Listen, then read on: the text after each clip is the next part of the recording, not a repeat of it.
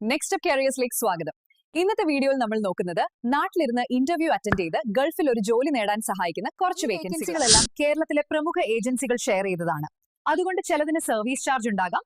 Free റിക്രൂട്ട്മെന്റും ഈ വീഡിയോയിൽ ഉൾപ്പെടുത്തിയിട്ടുണ്ട്.